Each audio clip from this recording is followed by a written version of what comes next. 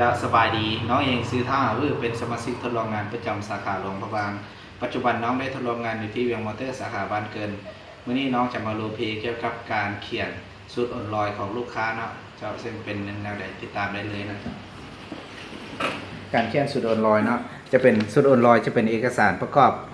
การมาจัดไฟแนนซ์นำเฮาเนาะเป็นรถ RF เนาะซึ่งเฮาก่อนอื่นหมดเนาะเฮาต้องได้ทะเบียนรถของลูกค้าเนาะแล้วก็ทะเบียนรถคันดังกล่าวมันต้องเป็นของลูกค้าต้องออกชื่อกรรมสิทธิ์เป็นของลูกค้าเนาะตัวอย่างลายนี้จะไปออกเป็นชื่อของท้าวสอนเพชรจันทวงศ์เนาะอันนี้การเขียนสูตรอ่อนลอยสูตรอ่อนลอยจะประกอบมี3ใบมีใบเพิ่งวัดทรัพย์สินมีใบซื้อขายเนาะใบยังยืนการซื้อขายแล้วก็มีใบค้ำประกันรถเนาะ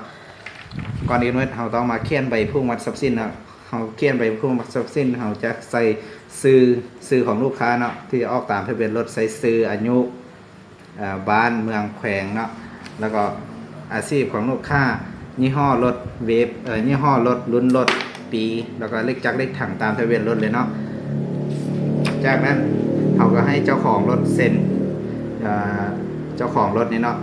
ส่วนตัวนี้เขาจะให้ตัวแทนบริษัทเขาเซ็นเนาะจากนั้นเขาก็ให้ในบ้านเซ็นตัวนี้แล้วมาใบยังยืนการซื้อขายรถเนาะแล้วก็ใส่เมืองที่ลูกค้าอยู่เนาะแล้วก็ใส่บ้านที่ลูกค้าอยู่จากนั้นเขาก็ใส่นายบ้านนะบ้านสมมตินี้เป็นบ้านนาท่วมเขาก็ใส่บ้านนาท่วมเมืองไสธานีแขวงนครหลวงจากนั้นเขาก็มา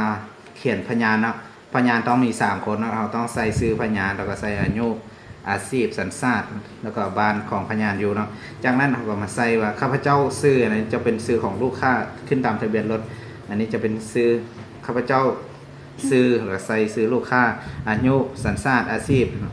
อยู่หน่วยใดบ้านเมืองแขวงเนาะตกลงขายรถจักรเราจะใส่ตกลงขายรถจักรแล้วก็ออกซื้อตามทะเบียนเนาะจากนั้นโตที่ขายให้แกนี่เราจะบริเขียนเนาะจากนั้นเราก็มาให้ลูกค้าเซ็นอยู่ผู้ขายรถเนาะเราจะให้ลูกค้าเซ็นผู้ขายรถแล้วก็ให้ในบ้านเซ็นเนาะสำหรับผู้ซื้อรถเรายังบริเซ็นเท่าเนาะจากนั้นเราก็มาในใบรับประกันรถเราก็มาใส่ซื้อของลูกค้าข้าพเจ้าซื้อนะออกตามทะเบียนรถเลยซื้อท้าวสอนเพชรอายุ31 ปีปัจจุบันอยู่บ้านนาท่มเมืองไสธานีแขวงนครหลวงเราก็ใส่ตามนี้ได้ขายรถจักรสีแดงทะเบียนตามที่ทะเบียนนี้เลยทะเบียนดน7635เนาะเลขจักรเลขถังตามทะเบียนรถออกซื้อท้าวสอนเพชรเนาะได้ซื้อจักรตัวนี้เราจะบอกเขียนเนาะแล้วตัวนี้ได้ค่ายให้แกนี่เราบอกเขียนจากนั้นก็ให้เจ้าของรถเซ็นอยู่นี่แล้วให้พยานเซ็น3 คนเนาะจากนั้นให้ในบ้านเซ็นจากนั้นก็สิ้นสุดลงเนาะผ่านการโรลเพลย์ของน้องก็สิ้นสุดลงเพียงเท่านี้เนาะก็ขอบใจ